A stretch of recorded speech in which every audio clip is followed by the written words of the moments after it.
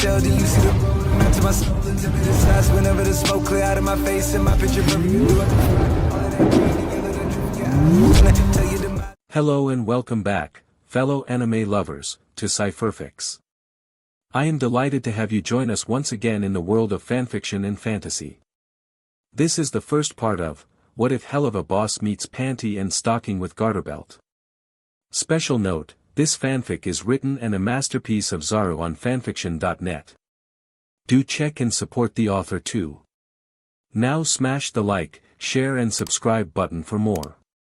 Also press the bell icon so that you never miss such great parts. Thanks for the introduction. Now let's dive into the world. It was another dreary day in hell. The red-black sky of the Pride Ring loomed over the countless denizens of perdition, sinners populating the various circle cities and, depending on their level of power and sin, waging war on another for territory, prestige, and ever more power. For Vortex, a black-furred hellhound who, like many others, made his living as a bodyguard, it was just another Tuesday. He sat riding shotgun in the luxurious convertible of one hell's top pop stars, the one and only Verosika Mayday. She drove, as she was fond of saying, fast and loose, just like me, while egotistically singing along with one of her own songs, a vile little ditty called X's and O Faces, the hit single of her equally debauched summer album But Wave. At one point not too long ago, Vortex vowed that he'd throw himself from a moving car and barrel roll into oncoming traffic if he had to listen to that song one more time. Instead, he remained focused and aware for any possible threats to his client. Normally he would have drove, but she wanted to today, making some crack about riding bee that he had successfully tuned out. Can't go wrong riding in these nice seats and not have to worry about some douchebag sinner trying to T-bone you. And if there's any catcalls from any drivers, he would obligingly give them a snarl, Verosika would blow a kiss, and the catcallers usually wound up in a 5-car pile-up. There had been 2 so far. Oh. Make that 3. It brought a smirk to the one-eyed hound's face, and Verosika barked out a laugh. Works every time. Sinner sea stains are going to be asphalt cake for months before they regenerate. If they can get through the purge, that is. Vortex replied, dryly. Well, we'll worry about that when we get there. The pink-haired succubus drawled as she looked at herself in the rearview mirror. Do I got something on my face? Vortex turned, looking at her as she got off the highway and towards Imp City where her studio was. Looks fine to me. Though I don't have depth perception, Vortex said. Ask your friends to powder you up. True, but they usually cover everything up.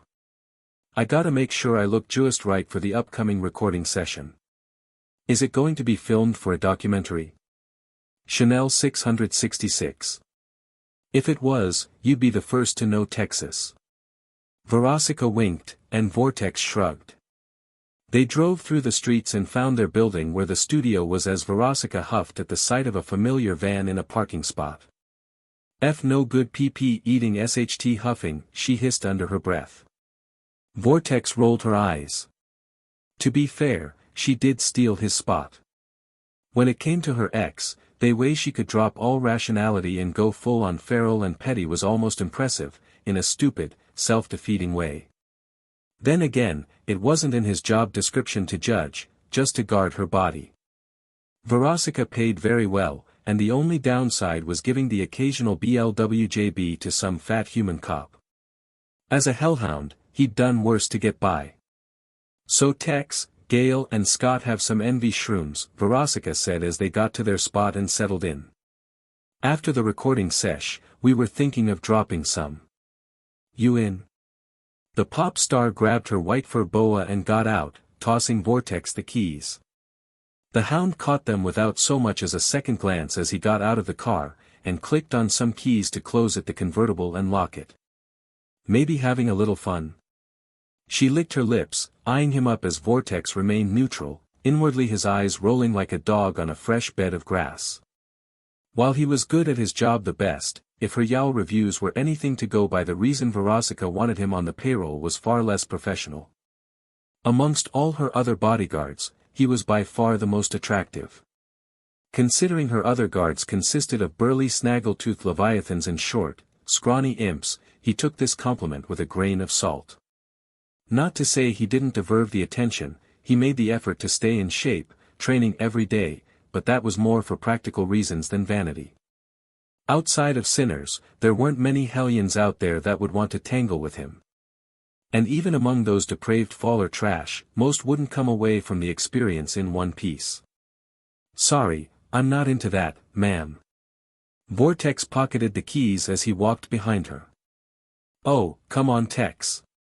Like, I know you got a girlfriend but, what she doesn't know can't hurt, she oiled, winking his way and lowering her glasses to show off her red eyes. My apologies ma'am. But, he shrugged, smirking her way as he thought up something. I'm saving up my pent-up daily stress for Eula. Verosika blinked, then laughed. Ha ha ha. Why didn't say so? She huffed, shaking her head. Man, I've had fun with my producers and buddies, but you Tex. You're the one egg I just can't crack. Vortex saw her eye him up. Makes me wonder what gooey goodness is inside your bee is a lucky gal. Well, I got something good. Might as well hold on to it, you know. Vortex said as he opened the door for her. Let me be the one to make the good decisions, while you make the bee and bad ones. You card. She sauntered as her phone vibrated. She reached into her purse. Oh if that's right Tex. Vortex closed the door as he followed her. I got a trip to Ozzy's back home planned for tomorrow. Can you make it? The black-furred hound sighed. We agreed on this ma'am. I'm using my vacation day tomorrow. Vortex pulled out his phone. We agreed on it when we signed the Hayes contract for my employment under you. Verosika's lips puckered in as she let out a loud growl of frustration. Ugh, you're right. She grumbled. F Hayes contracts F unbreakable. Vortex nodded as she sighed. Guess I'll come packing a little heat just in case, and bring some of my buddies. She looked back up to him, eyebrow arcing as a lurid glint flashed in her eyes. What you got planned? She asked as she walked along the first floor heading towards the recording studio. Hound party. Vortex replied. Me and Eula love hosting them. Plus gives us the chance to blow a little steam. And I give you so many chances to blow a little, Verosika sighed before shrugging. Welp, can't be helped. The big man down below was interested on who my new BG is nowadays. Vortex quirked an eyebrow. The Lord of Lust has been asking about me. Here and there, wondering who my new knight in shining armor is. She posed dramatically, leaning into the muscular hound. Vortex looked ahead, sighing through his nose. Would be. I bet you'd love a trip to Ozzy's. I bet I would, he lied as he felt the urge rise up again. Hey ma'am, I'll join up at the studio. Gonna have a smoke. We can just smoke inside you know. She said, rolling her eyes as they arrived to the elevator and pressed the button. Vortex shook his head, making her tilt her head as he pointed at the wall. On it, a new sign was posted. Imp City Realty Management. Anyone making a fire will be tried and sued because FU fire damage repairs. SCK as. Do not. Smoke. Cook. House electric eels. Make bonfires. Overpower electrical outlets. We thank you for your patience and understanding. Verosika sighed and clenched the bridge of her nose. There goes the bong. F. She uttered as she got her phone out to text her groupies to inform her of another vice being stricken off for the night. Well, go ahead and have your smoke. Texas studio is just out the elevator. I know ma'am. Vortex patted her on the shoulder and walked down the side and exited out through a side exit of the building. He sighed, looking about as he reached into his pocket to grab a pack of cigarettes. He got one out, brought to his lips and got a lighter to light it up. He took a deep breath and sighed, smoke exiting his maw as nicotine filled his system. Imp City already had issues with smog, what's a little more as he leaned against the wall and looked down at his phone.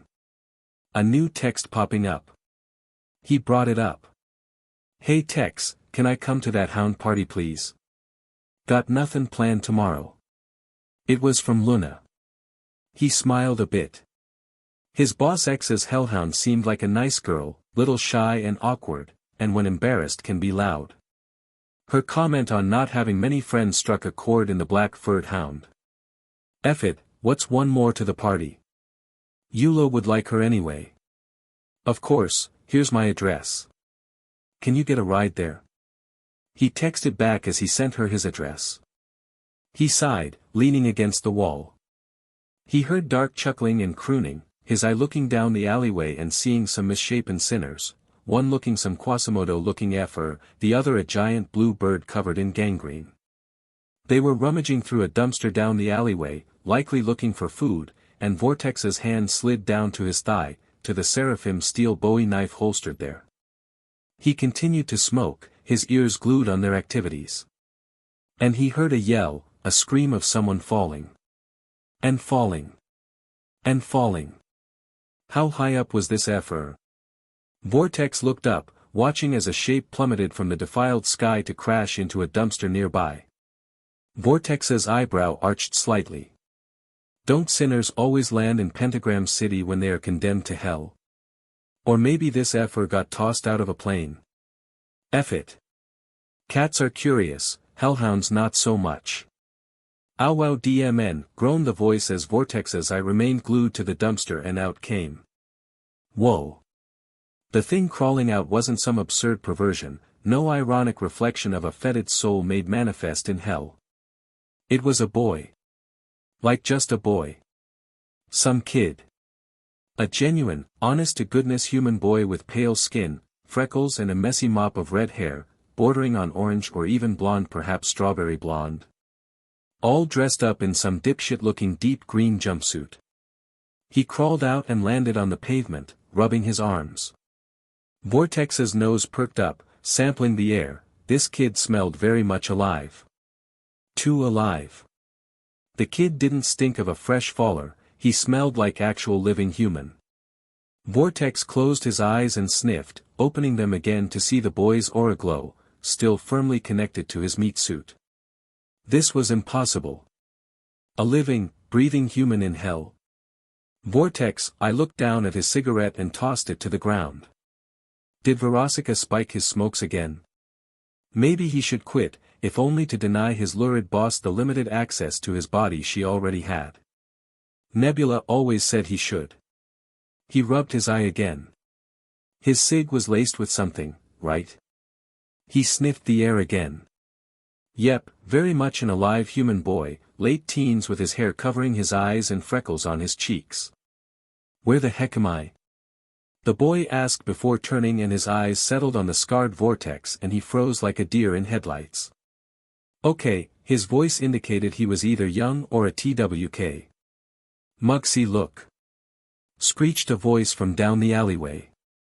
Vortex turned, the boy squawked as the hunchback and bird sinners sauntering over, licking their chops, drooling. Fresh meat. This was the day that set in motion events that would bring all of creation to the brink of collapse of Armageddon, a meeting between a boy and a hound. Vortex needed time. Time to think. Time to understand. Preferably, time to finish his smoke. Like, come on, he just got started.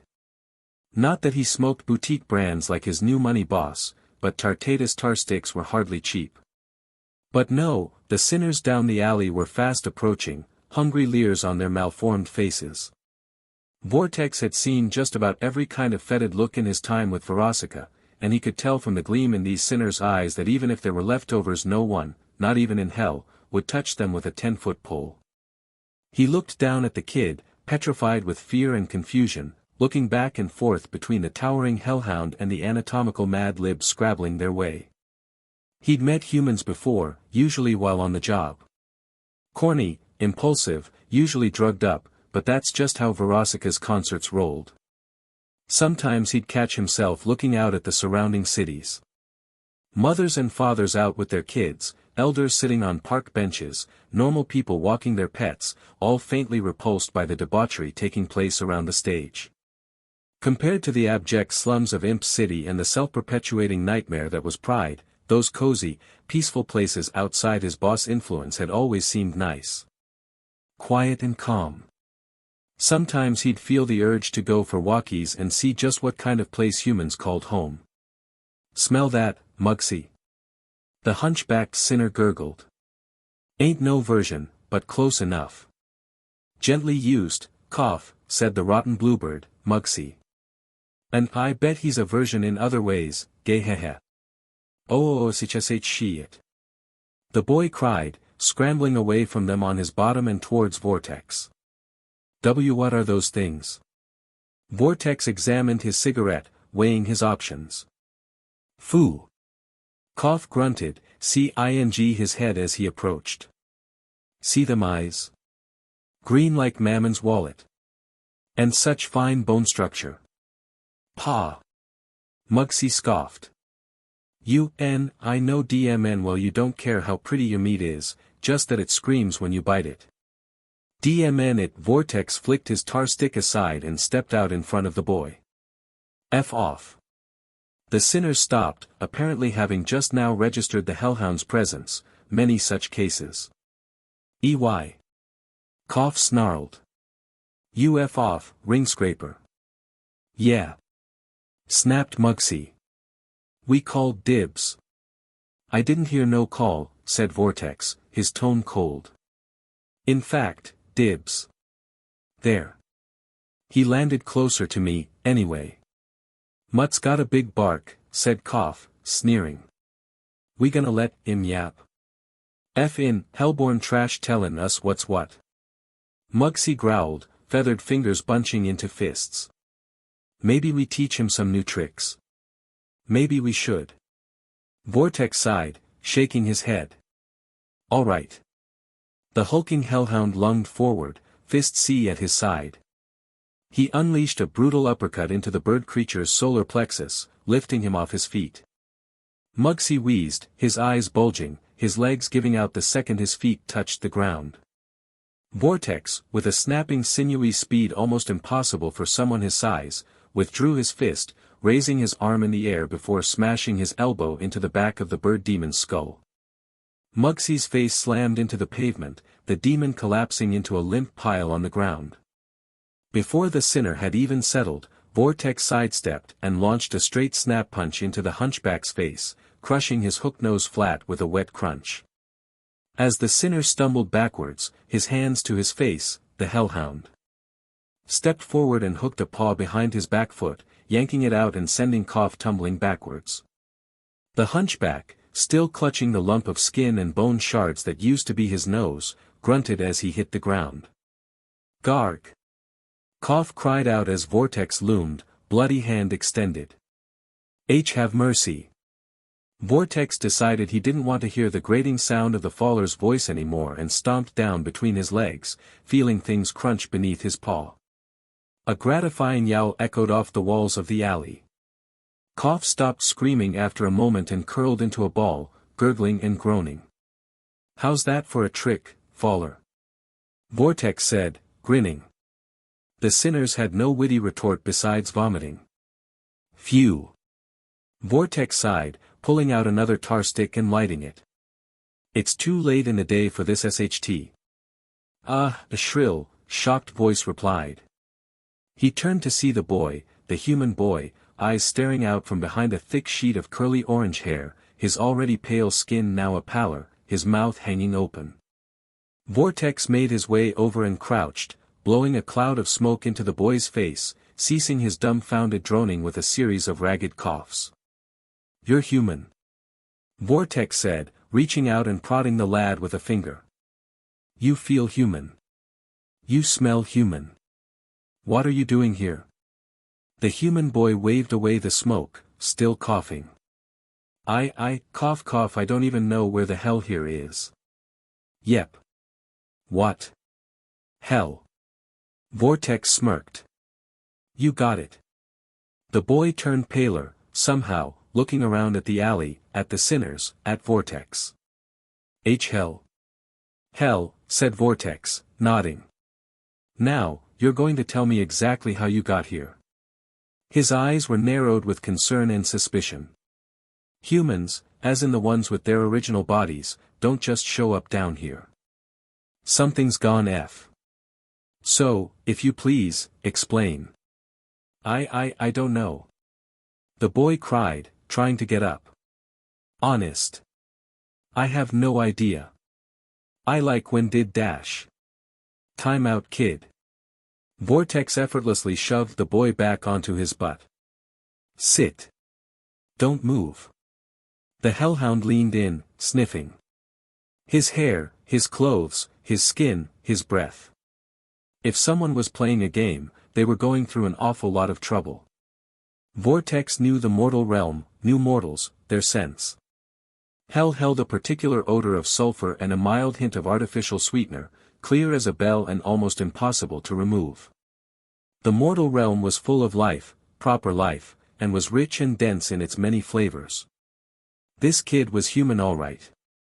Perhaps 18 years old, not a virgin but hardly Don Juan, and had the unmistakable hygiene practices of a geek. Vortex paused. This SHT was way above his pay grade.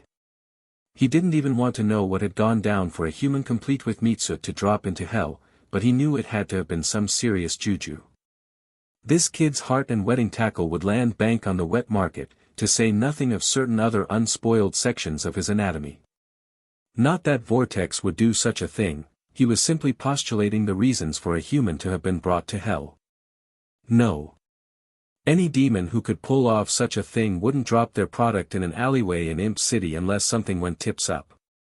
Could be said interested parties were en route, ready and willing to make his day even more of a shitshow than it already was.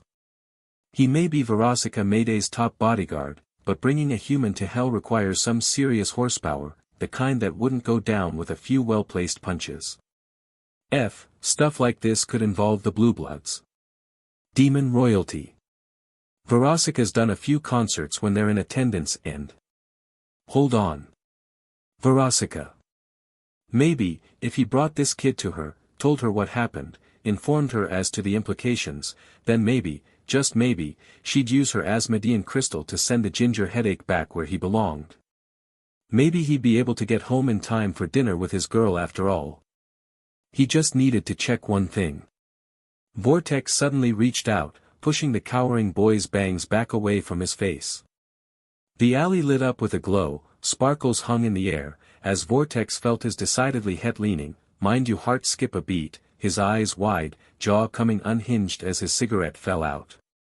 Was this what some sinners described as finding God? Or was this finding out that maybe there's a little bit of gay in anyone? Whoa! He uttered, feeling his cheeks burn up as he shook his head to refocus. He let the bangs fall back in place, shuddering the lad's beauty. Those intense, intelligent green eyes. That sharp, regal nose. Those high cheekbones and elegant, pointed chin. All wrapped up in smooth, pale skin perfectly dusted with freckles, like kisses from an angel, the blemishes only adding to the allure. The boy shied away, brushing his hair over his eyes, looking nervous and uncomfortable as Vortex loomed to his full height. Yeah. No. His boss and her SLTS would pass this kid around like a joint, quite literally doing him dry until only ashes remained. And likely to grind his pelvis into paste while they did. What to do? The hulking hellhound almost jumped when his phone buzzed. It was Verosica, her text replete with mistakes and incomprehensible autocorrects. He didn't need to be able to read it to know something was up. If he had to guess, she was probably due with her meeting with King Ozzy a good deal sooner than she thought. He looked down at the kid, who was still trembling, mouth open with shock as he looked around. Maybe he could just leave him here. Tell him to hide and stay put, come back for him later. What are the odds some other disgusting perv or BLD hungry cannibal would happen across him? Look out! The boy cried, pointing. Hellborn mutt! Mugsy roared, leaping through the air, talons flexing. Vortex unsheathed his angelic Bowie knife, not needing to look as he spun about, out of the way of the bird sinner as he lunged by, before burying the blade to the handle in the back of the sinner's skull with a dull thunk. Mugsy's eyes flashed magenta as his soul was annihilated, his body crumpling to the ground like a stringless puppet. He withdrew the bowie and flipped it in the air, grabbing it by the blade and throwing it down the alley, straight into the gnarled forehead of Koph as he collected himself off the ground. He sighed and walked over retrieving his knife, the demonic BLD and brain matter sizzling on the holy metal, evaporating completely from its flawlessly polished surface. A high-pitched keening drew his attention. The human boy was staring at Mugsy's corpse, horror and curiosity clear on his face as he nudged the limp body with his sneaker-shod foot. Is he?" the kid squeaked. "Dead?" Vortex rose to his feet, ear flat. What business was it of his what happened to this BRT? Why should he care? Humans who died more often than not showed up here, becoming sinners, fallers, SHT stinking BSTRDS just like the two he had dispatched. Maybe this kid was just like them. Who knows, maybe if he bit it down here he'd be right back a second later. "He's double dead," he drawled. "Given he dash.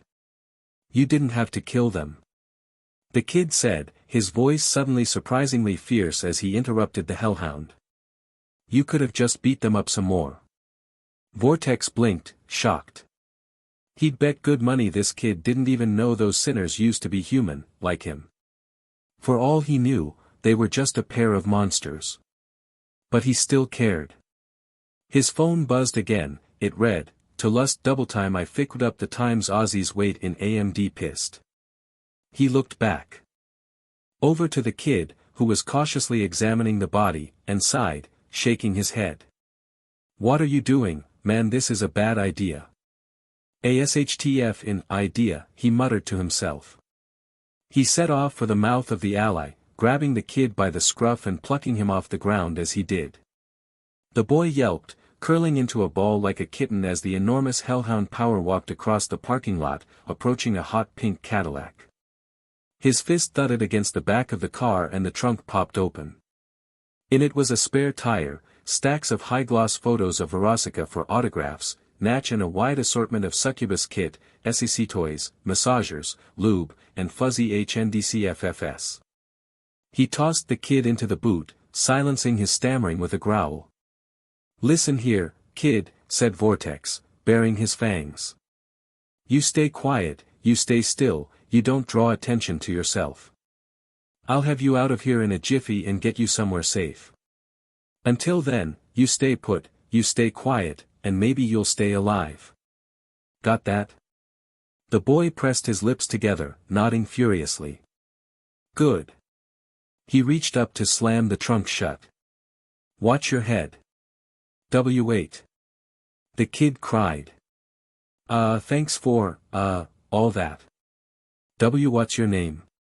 "Vortex," he replied. "You." "Be briefers rock," said the kid, trying to smile. "My friends call me Brief." "Pleased to meet you, Brief," said Vortex, his ears perking up as the door flew open. "Now, shut up and don't make a ruckus." With that, he slammed the trunk shut. Verosika was practically running across the parking lot. "Get the motor running." He hopped into the driver's seat and started the engine. Verosika leapt over and sat down, frantically patting his shoulder. "Go go go." The Cadillac peeled out of the parking lot, tires squealing as it drifted into traffic and roared down the street. "We heading to Lust?" he said. "Fast as you can," she said, hurriedly applying lipstick and makeup in the mirror. "To Aussie's. He's been waiting for 5 minutes already." If there was one demon who didn't like to wait, it was Asmodeus, except when he was edging, that is. Still, the kid in the back he knew sinners couldn't access the other rings, but what about humans? Would the kid in the trunk hit the barrier as they drove through? He once saw what happened when sinners tried to smuggle themselves out of Pride. The inside of whatever they were hiding resembled a bomb going off in a hamburger factory. Hey, my place is on the way," he said. "Can I drop off some things, maybe?" "F that." Verosika snapped. We're hauling but to lust, no stops. We keep him waiting any longer and it's your holes and mine he's FSTNG tonight, Texie. That clear? Vortex grimaced, hoping that the kid would be alright, but also now preoccupied with the possibility his plans for tonight would involve a very different kind of romance. Crystal. Floor it. The line to the elevator was brutal, as usual, but being Verosika Mayday had its perks. A flash of a smile and her ID, and they were quickly shuffled off into the VIP lane. The Cadillac rolled onto the platform, the succubus heaving a relieved sigh. Phew. She said, delicately dabbing the sweat from her brow, as not to smudge her makeup. Making good time. Sweet driving back there, Texas getting us up on 2 wheels to slip between traffic. Mwah. He smirked as best he could, this old dog still had some tricks. Still, now that he was probably not going to be getting fisted to death by a 15-foot-tall prince of sin, his thoughts drifted inexorably back to the human BRT in the trunk. He hoped the kid would be okay, but if he wasn't, it'd probably be his job to clean up the mess, after. Wouldn't leave much time to make dinner. DMN. Nebula would be pissed. What would he tell Verosika when they popped the trunk to find over 100 pounds of maya puree?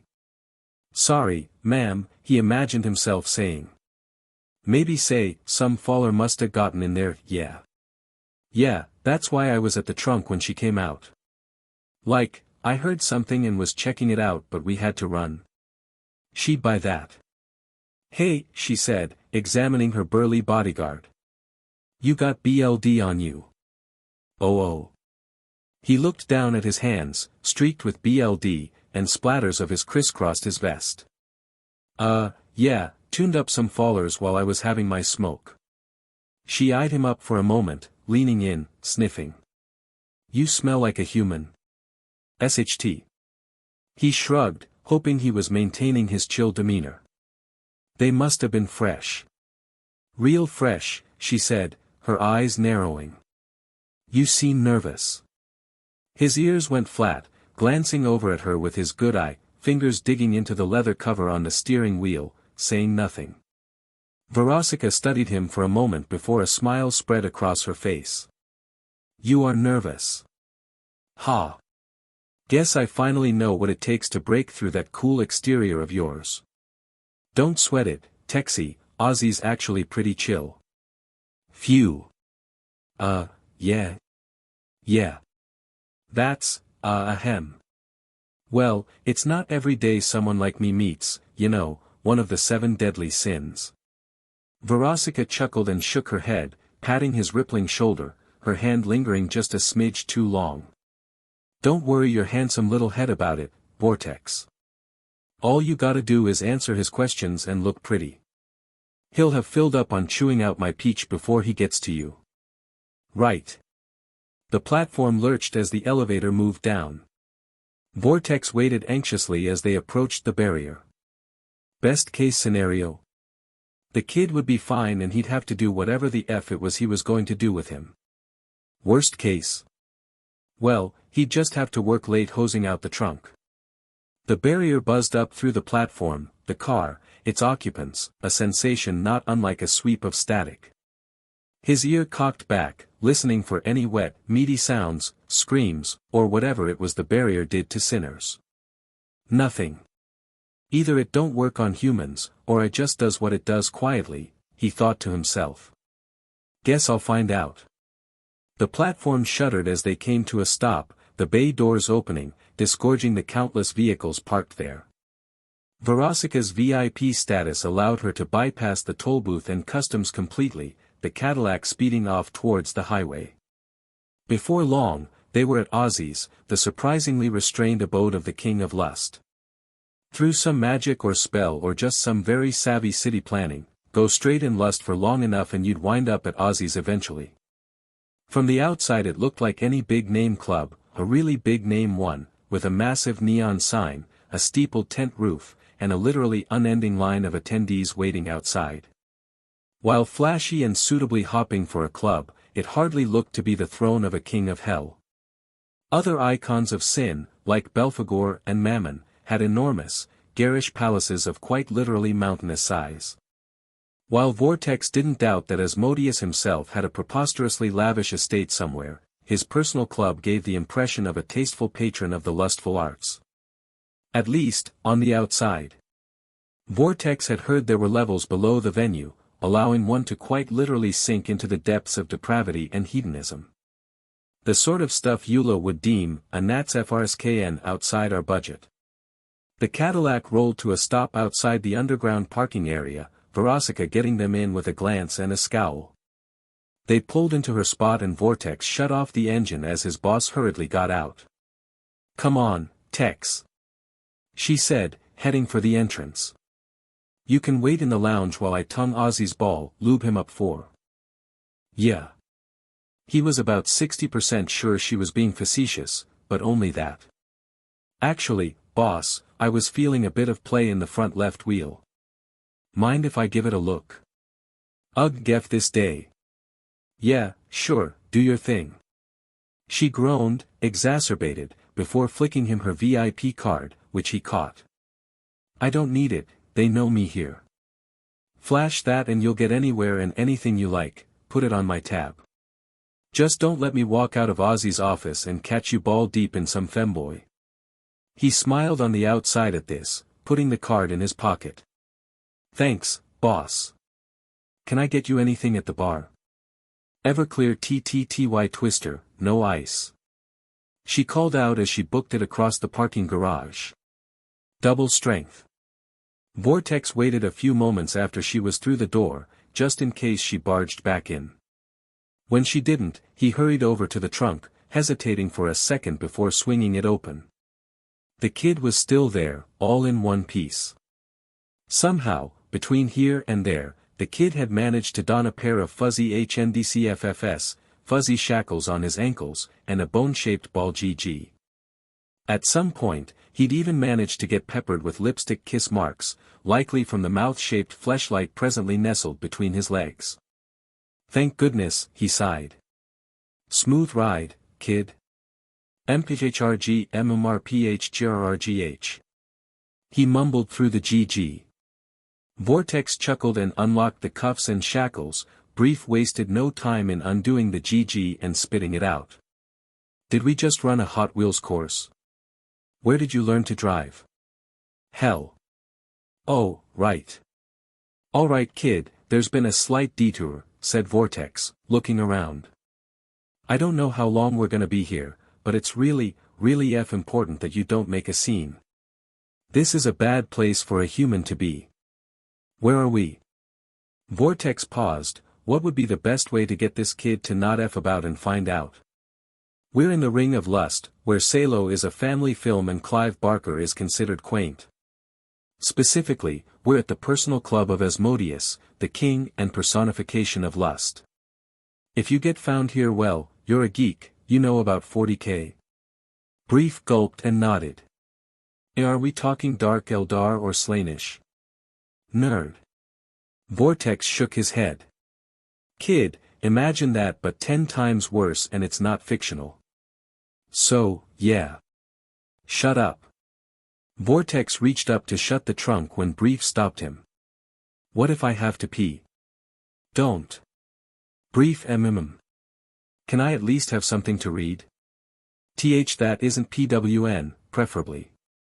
Vortex sighed and rolled his eyes, reaching into his pocket and pulling out his personal phone. "Here. Password is YULA4EVR. Keep it muted, don't take any calls or answer any texts. And no streaming sites. If my data bill is F this month, I'll know it was you." He bared his fangs at the end for emphasis. "Why yes sir." Brief stammered, nodding. Thank you sir." The black-fitted hound sighed, and his later intimidation aura settled down. He couldn't find it in himself to be annoyed with this kid for long, it seems. Whatever. With that he slammed the trunk shut and made his way for the entrance. What the F am I doing? Ozzy's was packed, of course, but not crowded. Every table was full or reserved, but no one was walking over each other. Hellborn of Means lounged about, celebrities and high-end crime lords rubbed shoulders, important officials of the Goetia regime sat opposite lesser royals, discussing whatever. Vortex flashed the VIP card and took a seat at the bar. The bartender grunted and eyed up the hellhound, reaching under the bar and producing a bottle of Cerberus lager. Vortex nodded, smirking. Maybe it was a stereotype, but he couldn't deny his love of the stuff. The bartender capped the bottle and pushed it his way before going back to cleaning glasses. Vortex took a hearty slug of the brew, savoring the bitter, slightly savory flavor. He sighed in relief as the 16% alcohol warmed his gullet. He turned around and drank in the sights as he nursed his beer. Girls and boys ground on poles to thudding, RTC bass as patrons mosh'd on the dance floor. Booze and DRGS and magic flowed as the first layer of Aussies hopped. He noticed various patrons breaking off from the festivities, either heading up to the private rooms in the loft, or to an elevator to take them to the lower, more permissive levels. As a hellhound, Vortex would admit to a degree of curiosity as to what, exactly, went on in the lower levels, what depravity and hedonism could possibly be seen as, in poor taste, for the main floor. He shuddered at the hypotheticals his mind conjured, deciding that even with Verosika's card and her footing the tab, there were just some things he just didn't care to know. Moving hastily on from the mental image he had given himself, he ruminated instead on the turn his life had taken as of late. There was the FING human kid in his trunk. And one clearly in hell against his will. He took a bigger swig, grimacing. Where had he come from? Earth, duh. But how? Asmodean crystals the likes of which succubi used to reach the mortal realm were out of the question. By design they could not allow a human's physical form to manifest in hell. That left a Goshen grimoire and the portals they conjured, or maybe even some other mystical gewgaw a lowly hound like him could never even imagine. That alone narrowed the list of potential culprits down to particularly ambitious overlords, the Goetia, or some other horrifyingly powerful member of Lucifer's inner circle, like the Nephilim, the Samayaza, or the F7. Humans don't just show up in hell, after all, so someone out there brought him here. When the list of suspects starts at walking nightmare and gets worse from there, it was time to throw in the towel. Or ask for a pay bump, at least. Speaking of pay, or rather, the person who paid him, a familiar brand of perfume began to make itself known in the air. Barkeep. One Everclear TTTY Twister, double strength. The barkeep grunted, nodding. He pulled out a bottle of grain alcohol and poured 2 shots into a mixer, followed by a double shot of lemon juice and a full pipette of wrath pepper tincture. He shook the vile mixture and poured it into a tall glass filled with ice, flicking it forward. Vortex grabbed the glass and slid it off to his side as Verosika Mayday took the stool next to him, wordlessly grabbing the glass and knocking the whole thing back in a single swig. Another one, she hissed, grimacing. And don't skimp on the heat, tip F. The bartender whistled, impressed, and mixed another. So, said Vortex. How'd it go? Oh, the usual, she said, airily. Made me get on my knees and beg for my life and the integrity of my holes, kiss his feet, lick his boots, blah blah blah. You know, the usual formalities. That tracked. What did he want to talk about? Quarterly review, term goals, album sales, and potential venues for my next tour. Also, he wants me to drop by tomorrow night for a guest appearance. Probably a private show for a buddy, or some SHT like that, she said, grabbing her second drink, electing to actually sip it this time. Oh, yeah. He wants me to compose the score for the next big Valentino F Fest. So that'll mean spending time at the studios, working with the director and writer, which means. He nodded. You'll need some security. Some extra security, she said, winking at him. Apparently Val's been in a SHTF in mood ever since his bottom be bailed on him. Not that I don't trust your mad skills, we'll just need some extra muscle. That's what he wants to talk to you about, see if you can. Recommend anyone, or vet the selection at least. Can you think of any bad boys down for a good time and a fat paycheck? Vortex nodded. A few. When does he want to talk to me? ASAP, she said, smirking. And unless you want your sphinx to become an O-ring, you'll knock back that dog PSS double time and head on up. Vortex knocked the liter bottle back, his Adam's apple bobbing as he chugged. He wiped off his muzzle with a light burp and got to his feet. Back in a bit, ma'am. Don't drop the soap. He pretended he couldn't feel her eyes on his rump as he walked away, or hear her mutter. Hate seein' him leave Luov watchin' him go. Vortex ascended the staircase to the upper mezzanine, walking through another, smaller VIP lounge. Powerful demons watched him pass by, grinning toothily as he approached the entrance to their MSTR's office. It was immense, an ornate Gothic double door some 20 feet high, with glowing stained glass windows that leered like lustful eyes. He cleared his throat and reached out to knock when. The next instant he found himself inside, standing before a carved oak desk the size of a panel van. Stooping behind the desk, dressed in a broad-shouldered blue vest, was Asmodeus, manifestation of the sin of lust and one of the 7 kings of hell itself. He was immense, 15 feet tall and built like a truck, with a huge glowing teal mane in which his 2 additional faces flickered like ghosts. His face, his proper one that is, was canted down, his expression neutral, the quill in his hand bobbed and weaved, pen scratching paper. The door's open, he said, his voice deep and sonorous. Come in. He held up a taloned finger the size of an imp's arm, prompting Vortex to shut his mouth with a clop. For some time the only sound in the office was the dry scratching of quill and parchment. He hummed to himself as he finished up whatever it was he was doing, signing it with an elegant flourish. Ah! The titanic rooster demon smiled and held up the paper, evidently pleased with it. Magnifique. Here, what do you think? On the parchment was an, admittedly, exquisite portrait of Vortex. He was splayed out on a appealing chaise lounge, one arm resting on the cushion over his head, the other coquettishly brushing his ear back, on his face an expression of aroused vulnerability. He wore a heart-shaped diamond necklace and nothing else.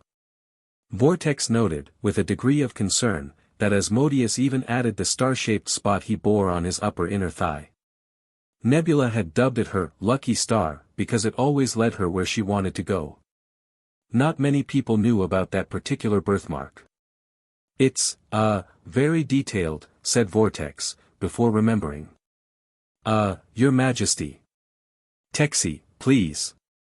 Asmodeus tittered, casually blowing hellfire into the parchment, incinerating it, the ash and smoke dancing in the air before vanishing entirely. Call me Ozzy. Yes, yes, Ozzy. Thank you. Vortex very badly wanted a drink right then. Are you alright? The massive demon king said, sounding convincingly concerned. You look a bit flush. I'm fine, thank you. Nervous? He crooned, a hint of that predatory glee creeping into his voice. Care for a drink? Vortex looked down at his hand, in it a tall, cool glass of amber lager. Thanks. He sipped its Cerberus lager, Natch and Asmodeus spoke. You're probably wondering why I called you in here. Well, you see, I've been watching you for quite some time now, Texi. Quite some time. Oh, my sweet little sour peach, Sicky, goes on and on about your talents. Singing your praises like a coked-up canary, laws yes. She swears up and down you could guard a burger from Beelzebub herself. What do you think of that, Texi? I think she's being extremely generous, sir, he said, setting the beer down on the armrest. I'm a good bodyguard, I'll brag that much. I have an eye for faces and a nose for trouble, but I know my scope. Oh, I agree, said Asmodeus, weaving his fingers together. Good or no, you're still just a hellhound, and my little pop princess will need a little more horsepower if she's going to waltz about Valentino's studio. Not that I think that Kotrak in a pimp suit would try anything, you understand, it's just that Sicky can rub some people the wrong way, especially when she's composing. If by rubs the wrong way, you mean she has the personality of a cheese grater, yeah, that's Verosica, he didn't say, instead saying, "I'll do what I can to keep her safe." Asmodeus' smile widened. "You wouldn't object to accepting a little backup, would you?" "Not at all." "How would you feel about working with sinners?" He shrugged. "Depends on how they feel about working with me." "Good answer." Asmodeus winked. "Don't worry, I'll make sure they know who's boss." Vortex cocked his head. "Boss, sir." "That's right, Texie." He reached down, poking Vortex in his broad chest with a white talon the size of his Bowie knife. "I'm making it official. You'll be head of security detail while Verosika's composing the soundtrack. You set the schedules, you scope out the locations, you select your team. You'll be the boss. The big shot. You say jump, they'll ask off which bridge.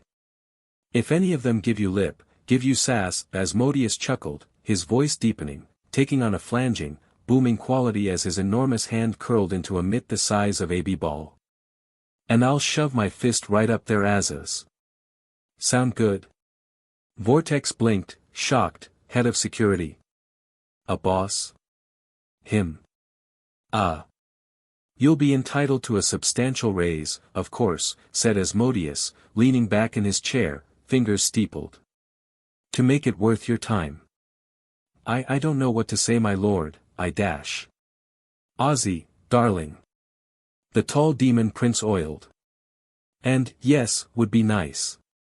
Yes, thank you, if you really want to butter my biscuits. Ozzy, forgive me sir, I appreciate this greatly. And, I won't let you down. Vortex said. Yes, thank you. I'm so glad we are in agreement, my heckin' doggo, chuckled Asmodeus, before clapping his hand to his cheek, a maudlin look of shock on his face. Oh. But look at you. Your shoulders look so tense. And those stress lines. You're wound tighter than an imp in a Cerberus kennel. He smirked, leaning in as Vortex felt that professional pride burn away before the leering rooster fallen. Why don't you stick around? Relax and unwind for a spell. The hound gulped. I would love to, Ozzy, but I had other arrangements planned for tonight. Sir. Oh. I'm sure they can wait. Too much stress is bad for you, you know, Ozzy purred, his talons clicking along his desk as he loomed over the hound. If you like I can call some of my finest masseuses. They are experts at working out tension. I have a girlfriend, sir. Vortex blurted out. The rooster demon cocked his head, as though trying to connect these two concepts.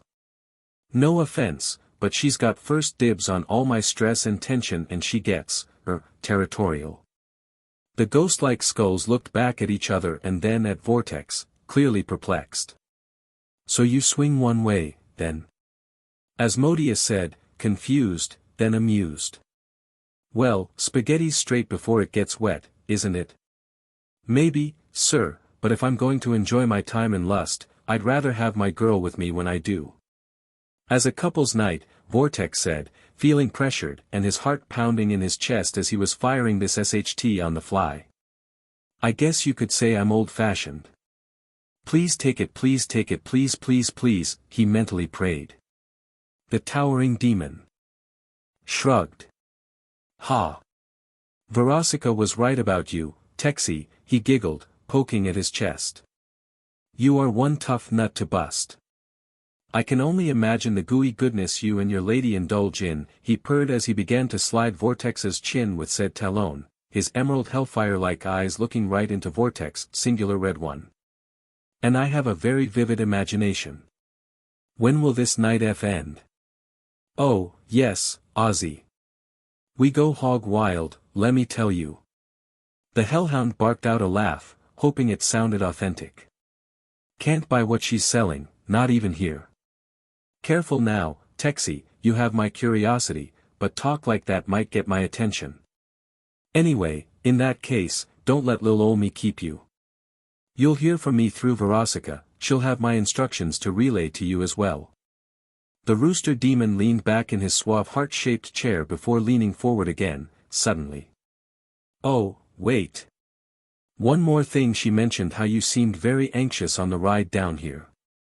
Why, you even had the sheer audacity to ask for a detour. Ho ho, Vortex felt ice cold as Asmodeus continued to talk.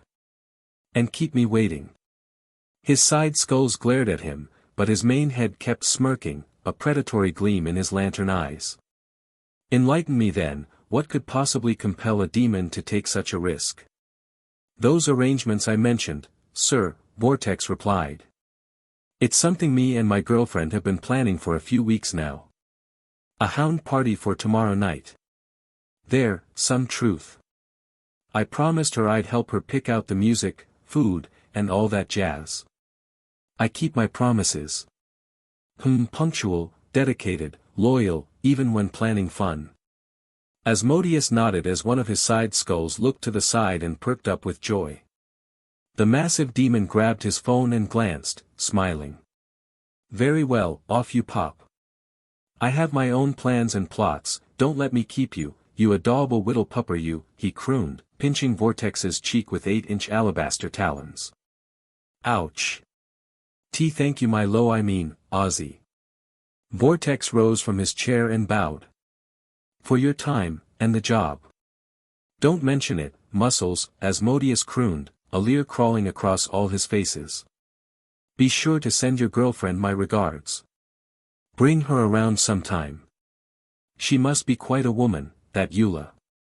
Vortex felt his guts churn like icy snakes, he even knew her nickname. She's really something. We'd be honored, sir. The demon prince nodded, dialing the phone and shooing him away. Vortex walked calmly towards the door and he stumbled onto the dance floor, surrounded by coked-up patrons, now on the main level. He looked up at the mezzanine as an incubus dressed only in glow rings ground into his lap, seeing Ozzy's entourage cackling with vicious amusement. A chill raced up his spine and he power-walked to the bar, collecting his now very soused boss. Time to get the F out of here. Ozzy set down the phone. The V's correspondent had sounded very pleased to deliver the good news to their bosses. The Vulgarians had some choice info for him, and he was happy to pay their meager price if it meant he could get his talons on his wayward agent. That masochistic fool had cost him dearly, and one way or another Asmodeus would get his satisfaction. The door swung inward with a bang, kicked open by a retracting mechanical leg. Two articulated metal arms streaked in, long and thin, coiling on themselves like ribbons. A slender, brightly colored imp rushed into his office, spinning and twirling along the coils of his arms like a car on a roller coaster. He launched himself through the air, pulling into a backward somersault and landing on his desk with a clownish flourish. Only one being in all of hell was so bold, Fitzarali, hell's most famous entertainer. Woho he a big Ozzy. Fizz crowed, pulling into a florid bow, his mechanical arm extending and coiling behind his back, waggling his fingers in greetings. Back from my big show in pride and thought I'd give my big bad pee-a-doodle a tickle. Asmodeus smiled, nothing could bring a true grin to his face like his capering little love clown. Fizzy pop. How was Helsa's birthday party? Eeg, the cybernetic jester grumbled, folding his arms. Seviathan Von Eldritch crashed it. Literally. Crashed a jet fighter right through the roof of the main hall and stumbled out with some bimbo, high off his butt. He and Helsa started scrapping right there on the dance floor. Looked like a tornado of tentacles and teeth. Dismembered, like, 30 guests by accident. Overall, 6 out of 10, pretty mid-party. He said with a wave of a flat hand. Oh, sorry to hear that, said Asmodeus, contrite. Freddy called in a favor and you know me, a big ol' softy. I'll make sure your next gig is something worthy of your talents. Wasn't all bad. Managed to bang a few stuffy broads, introduced a princeling to butt stuff on Helsa's pillow, so not a total loss. Ha ha ha. He said, his nimble prosthetics flowing through all the appropriate gesticulations, a manic grin on his face. I'll let ya know if she gets pink eye in a day or two. Asmodeus chuckled and offered his hand, the flexible cyborg slithered up his arm like a snake and plopped down on his shoulder. Saw sicko and her dishy doggy pullin' outta here. She back on the sauce again or what? Oh. No. Well, yes, but that's not why I called them in here. Them? Fitzarali inquired, bells jingling as he cocked his head. You talked to the dog. Now, Fizzy, Asmodeus chided playfully, scratching his chin with a talon. His name is Vortex. He's just very upright. Fitzarali's face curled into a malicious leer. More fun to bend over and break in, then. Ha ha ha.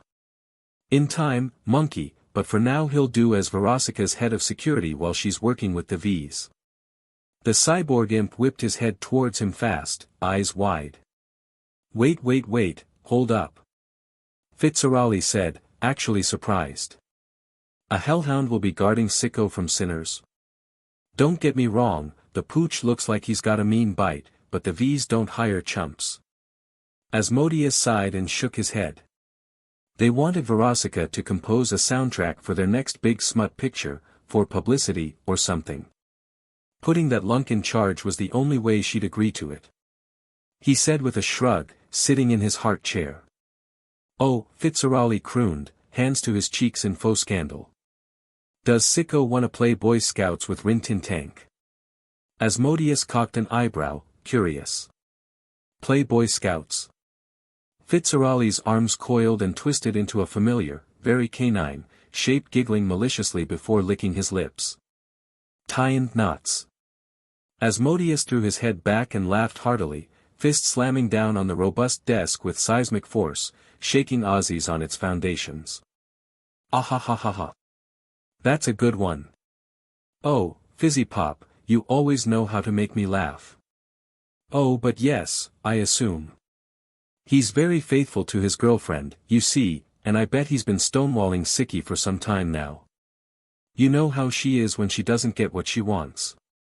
Oh, Vortex, save me from the awful, awful sinners, Fitzarali warbled in a crude falsetto, making big wide puppy eyes as he prayed.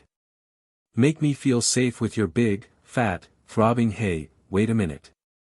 His act over, he turned back to his patron and lover with confusion on his face. Why you haven't Verosika compose SHT for the V's? That Valentino ankle grabber's your biggest rival in pride. Asmodeus sighed and reclined in his seat. Vox, that flickering flat-faced fool, saw something with his network. Something important. Something of mine. Verosika creating a soundtrack for their smut epic was their price, and one I was happy to pay. Whoa, Fitzarali whistled, impressed. Must be real valuable for you to give those peasants the time of day. Oh yes, Fizzipop very important, Asmodeus growled, his titanic demonic might cause the air to ionize, his bottomless fury bubbling to the surface as electricity sparked across every metal surface in the room.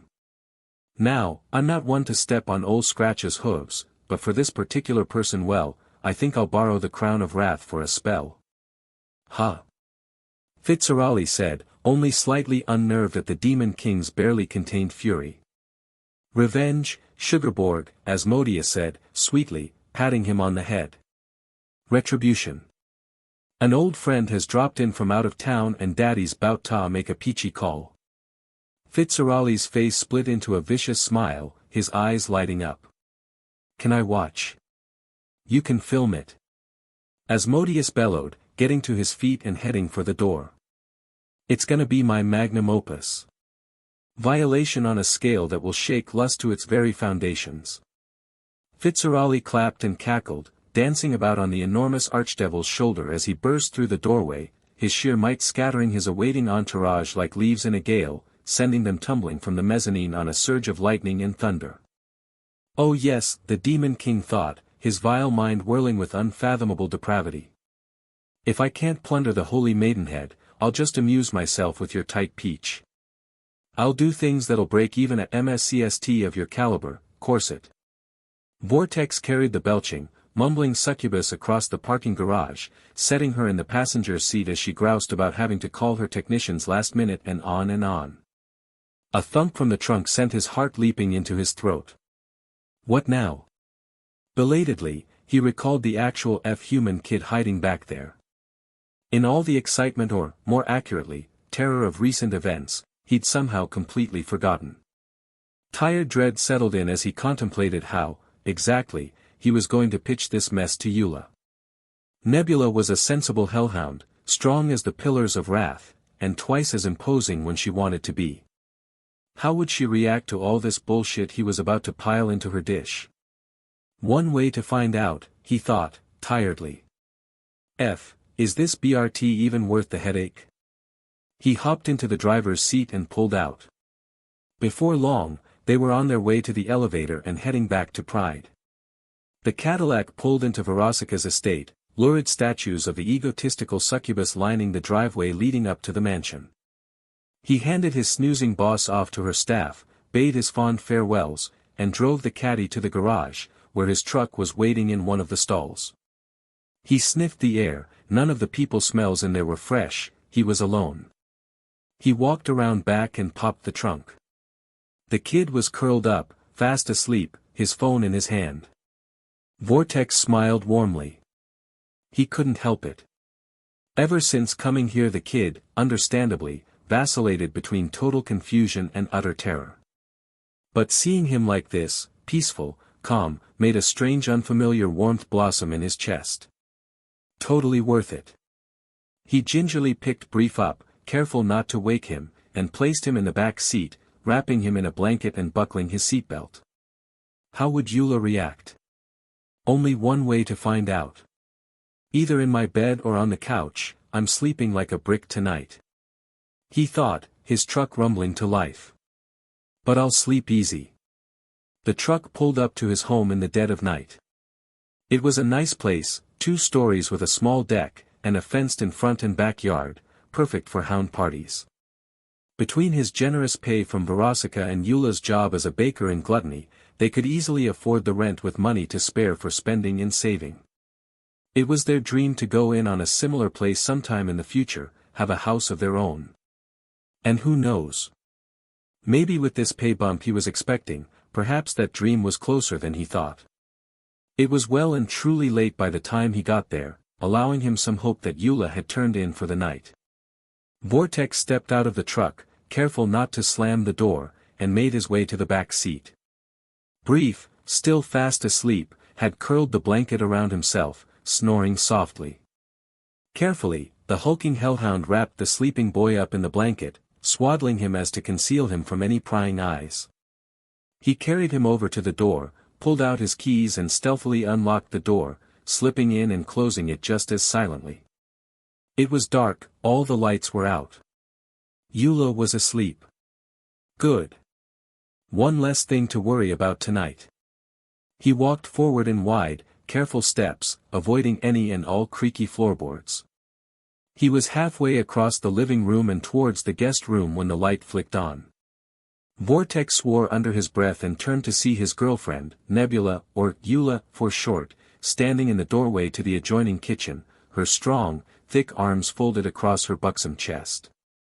Her long silver hair was tied up in a net and she was dressed in her long flowing nightgown, not that it did anything to obscure her Venusian figure. She worked as a baker in Gluttony, and had a healthy appetite on top of that, but such things were hardly a deterrent for Vortex. If anything, she filled out in all the right ways to get his motor running. But right now, such things were about as far from his mind as possible. Hers too, if her expression was anything to go by. Hey, babe. Don't you, hey babe me. She barked, marching over to him, her red and white eyes boring into him. Where the F have you been? I've been calling all night. What happened? The bundle in his arms murmured and stirred. Shoo. Don't you dare, shoo me, Vortex. She sniffed the air, brow furrowing. What's that smell? Smells like Vortex, what's that you're holding? Be quiet, babe. He hissed, walking over to the couch. He's sleeping, don't wake him up. Texie, she said, forebodingly. That better not be what I think it is. You know our landlord doesn't allow pets. Vortex smiled softly as he lay the bundle down. I know. Oh, don't you think you can charm me with some greed lion cub or whatever big-eyed stray you've picked up this time? No means no. If that little beast scratches the floor or burns down the shed, there goes our damage deposit, and our asas right after. So, you better pack that critter up and get it. Her voice trailed off as he stepped away to reveal the figure on the couch. What? A human. A short, skinny human boy with a mop of ruddy curls atop his pale head, fast asleep and snoring softly. His name is Brief, said Vortex, still kneeling next to the kid. He'll be staying with us for a bit. Where how? She stammered, eyes wide. What are you doing? Her arms held out in disbelief, pointing between Vortex and the BRT. Shoo! What are you doing? She shouted. Bringing him here. Here, of all places. And what the F is he even doing in hell? What's going on? Did that bee Verosika put you up to this? I don't know. Probably not, whispered Vortex, remaining calm despite his lover being anything but at the moment. Kid literally just fell out of the sky right next to me. Some sinners went after him and I had to step in. Did you? Nebula hissed. Did you really have to? Babe, come on. They were gonna eat him, or worse.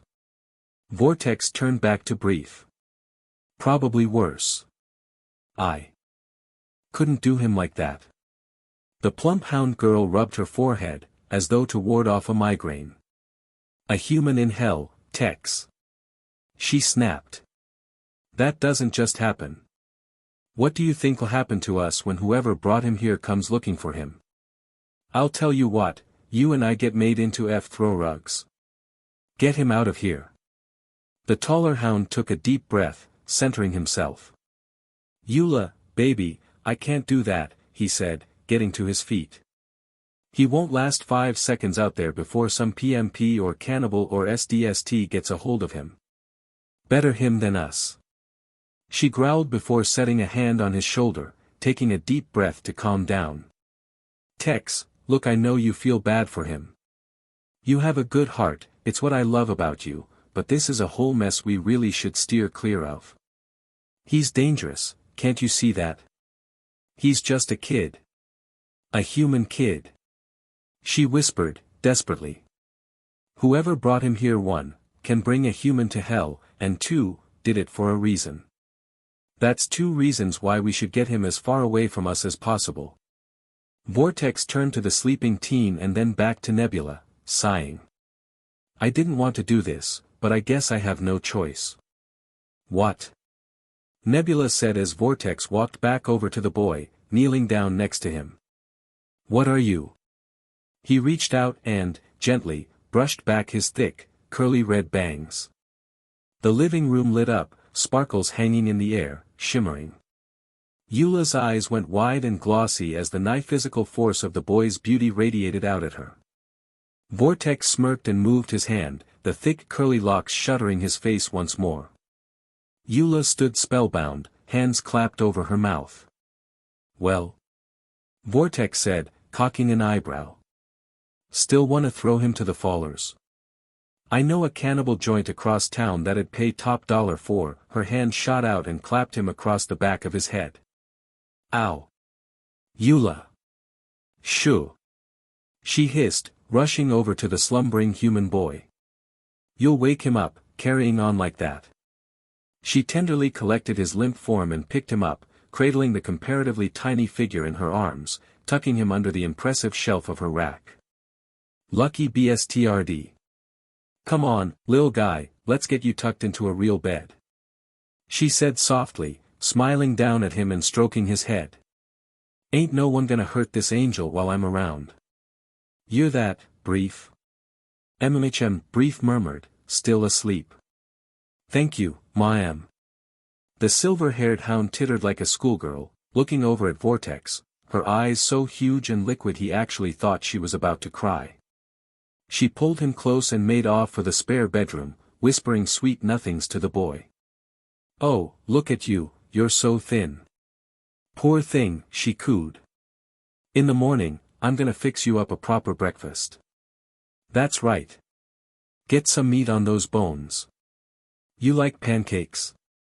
You'll love my pancakes.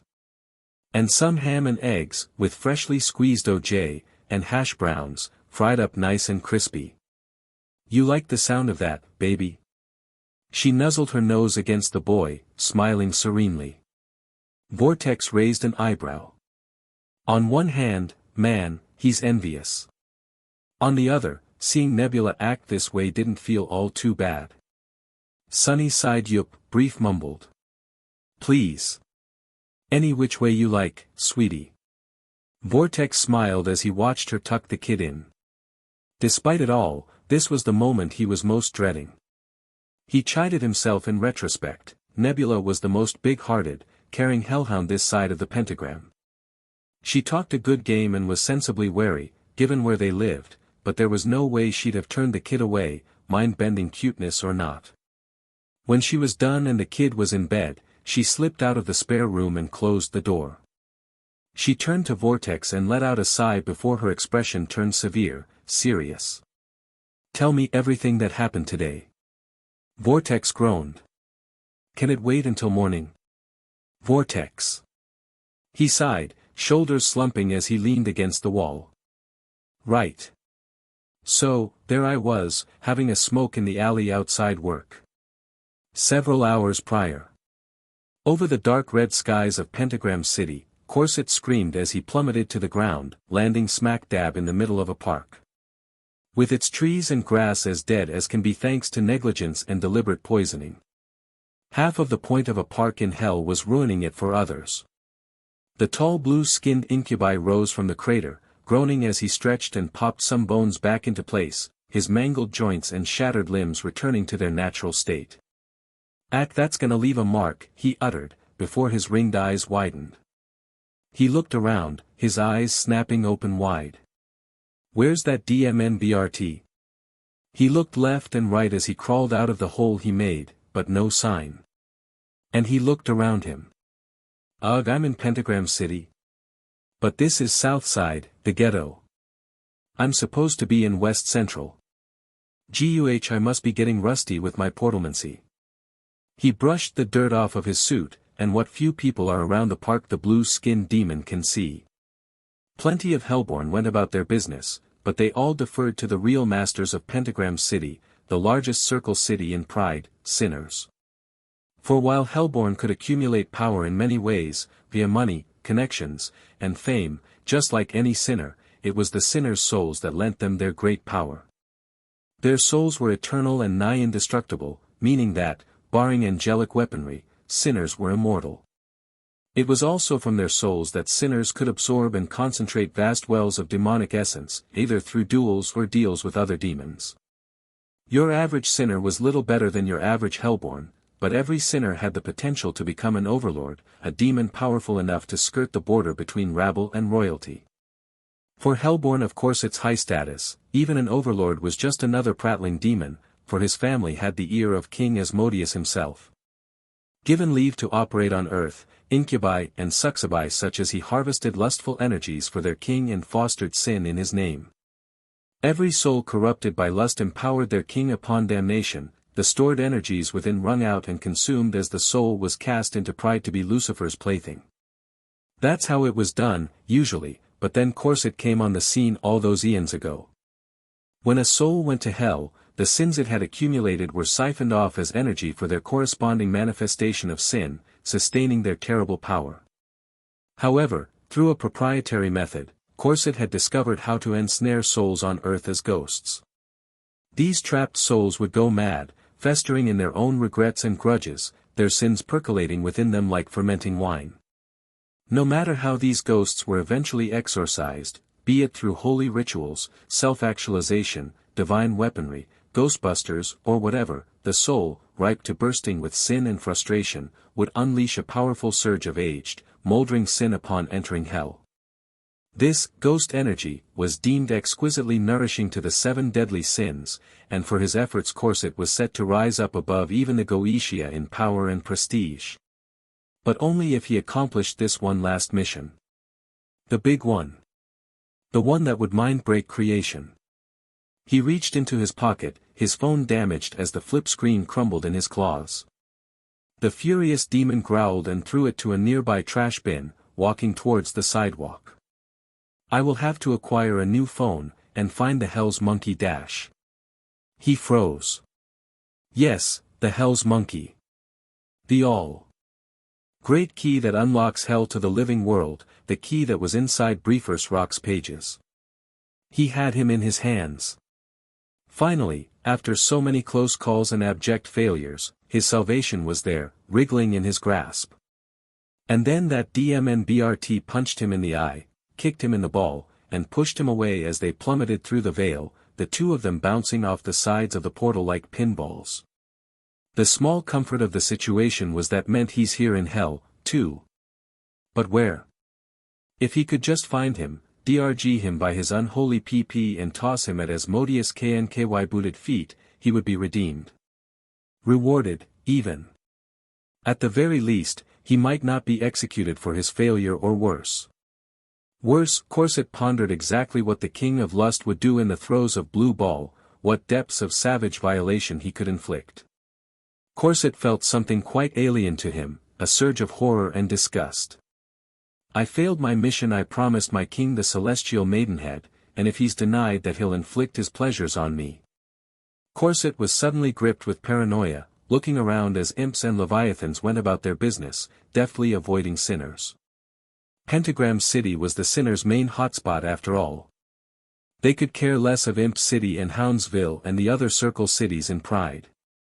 Perhaps there was a chance his descent went unnoticed.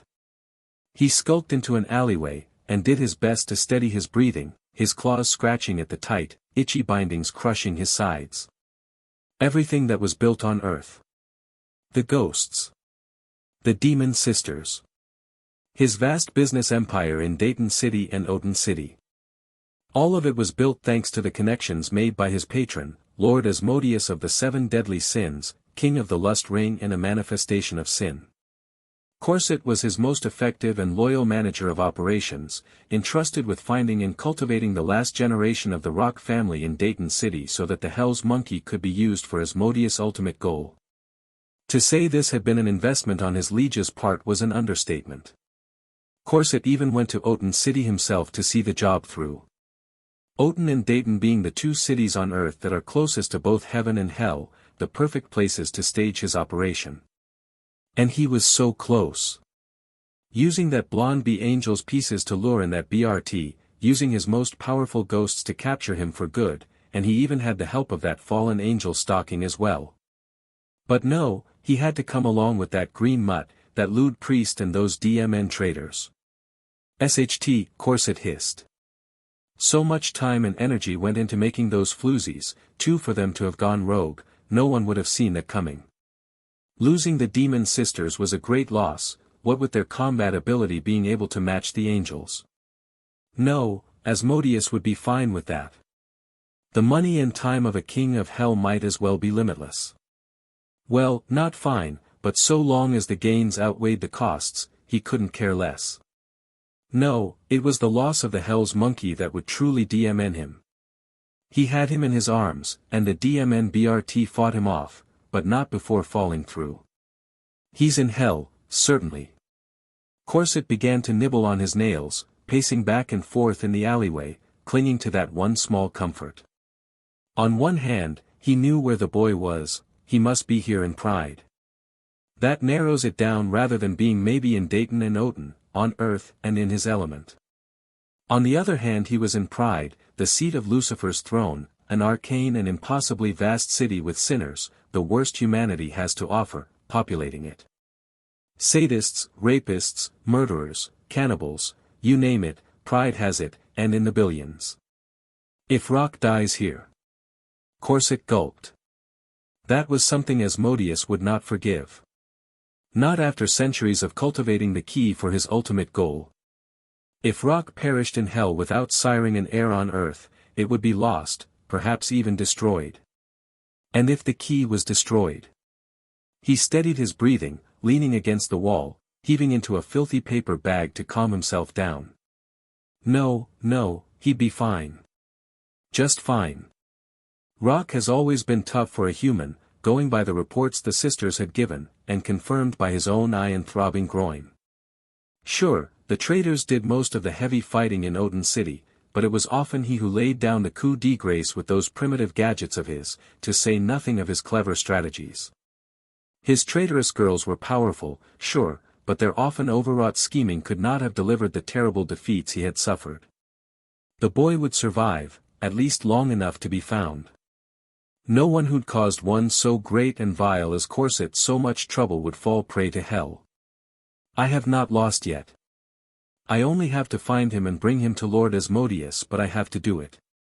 If anyone else finds him and brings him in, or kills him, I'll be slaughtered as a failure or gulp. Worse. No, if I am to redeem myself, I must personally deliver the key to my lord. I will need to get my affairs in order, all while avoiding Lord Asmodeus' eye. Corset scratched at his bindings, found the strap and pulled. The tightness, the pressure GHNNNGH. With a snap, his corset snapped back in, digging into his skin with rapturous pain. The incubi grinned, the cruel hooks pulling at the corners of his mouth revealing all his straight white teeth in a manic rictus. He hasn't lost yet. He has his immense fortune to fall back on after all. I'll have to find someone to hire, then. Some bounty hunters, he mused, and he walked out of the alleyway, proud and calm as can be with his hands behind his back as he walked amongst the rabble. He would have been an easy mark back on Earth with his appearance and abilities, but here. He can just blend with the crowd. With any luck, no one had noticed his return to hell and informed his king. Still, he would have to keep his head down, not draw attention to himself. Yes, Rock had that advantage at a glance on Earth. Now the tables have turned. I will find you briefers, Rock. Mark my words, and soon your PP will be in my lord's hands. So alright folks, that's all for today. Stay tuned for part 2. Do subscribe, like and share for more such videos.